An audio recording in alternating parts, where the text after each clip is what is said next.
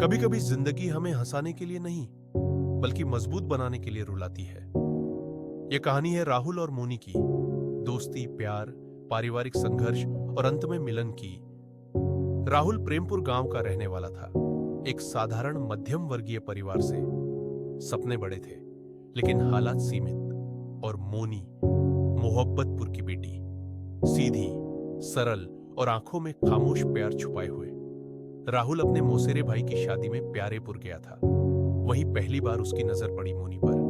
कोई बातचीत नहीं, कोई पहचान नहीं, बस एक नजर, और वही नजर सीधे दिल में उतर गई। मोनी बहुत अच्छी लगी, मन को भा गई। शादी खत्म हुई, सब अपने अपने गांव लौट गए।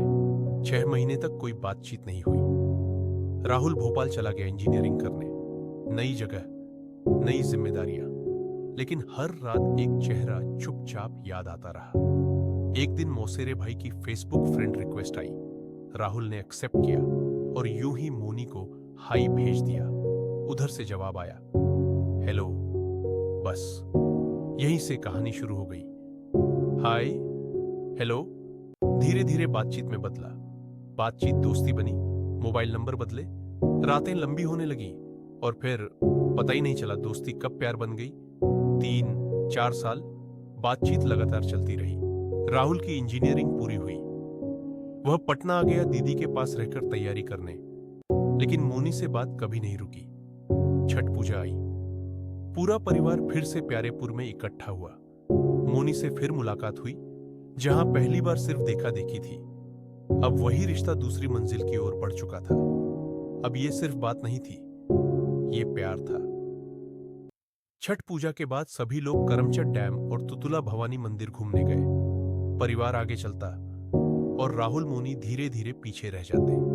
कभी थक जाने का बहाना, कभी धीरे चलने की मजबूरी, कभी मोनी चुपके से राहुल का हाथ पकड़ लेती तो कभी शरारत से खींच लेती। नजरें सब कुछ कह देती थी और समय पता ही नहीं चला कैसे बीत गया। राहुल चाहता था कुछ दिन और रुक जाए, लेकिन दीदी के बच्चों का स्कूल खुल गया था। सब पटना लौट आए। मोनी भी कुछ दिन बाद अपने गांव मोहब्बतपुर चली गई। इसी दौरान दोनों की मुलाकात हुई आरा में। प्यार अब और गहरा हो चुका था। वर्ष 2023, राहुल की रेलवे में नियुक्ति हो गई। घर में खुशी आई, लेकिन मां लंग्स इन्फेक्शन से बीमार थी। इलाज चल रहा था। जिस दिन रिजल्ट की खबर उन्हें दी गई, वे बहुत खुश हुई, लेकिन ईश्वर को कुछ और ही मंजूर था। उसी दिन राहुल की मां इस दुनिया से चली गई। जिस मां ने अपने शरीर की परवाह नहीं की, जिस मां ने बेटे की पढ़ाई के लिए पैसे का इंतजाम किया, जिस मां को आराम करना चाहिए था, वो मां बेटे की कामयाबी देखकर खामोशी से चली गई। मां के जाने के बाद घर टूट सा गया। खाना बनाने की समस्या, छोटा भाई जो पटना हॉस्टल में पढ़ रहा था, मां के देहांत के बाद पढ़ाई छोड़कर घर आ गया। मई 2023, राहुल की ज्वाइनिंग बलिया रेलवे स्टेशन पर हो गई। छोटा भाई पैसा देने पर भी पढ़ने नहीं गया। मां की वेदना उसका मन तोड़ चुकी थी।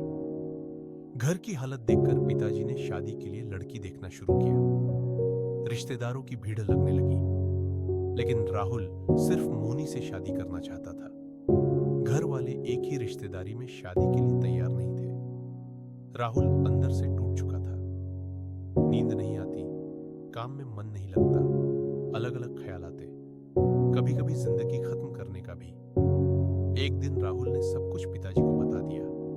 पिताजी ने ध्यान से सुना, हालात को समझा और कहा, अगर यही लड़की तुम्हारी खुशी है तो मैं तुम्हारे साथ हूं। फरवरी 2025, राहुल और मोनी परिणय सूत्र में बंध गए। आज वे पति पत्नी हैं और राहुल अक्सर मोनी से कहता है, सब धन खा जा, सब कुछ सह लेना, बस मेरी नजरों के सामने रहना। मोनी मुस्कुराती है और उसका हाथ थाम लेती है। यह कहानी सिर्फ प्यार की नहीं, यह कहानी है मां के त्याग की, परिवार के संघर्ष की और उस विश्वास की जो हर मुश्किल से जीत जाता है।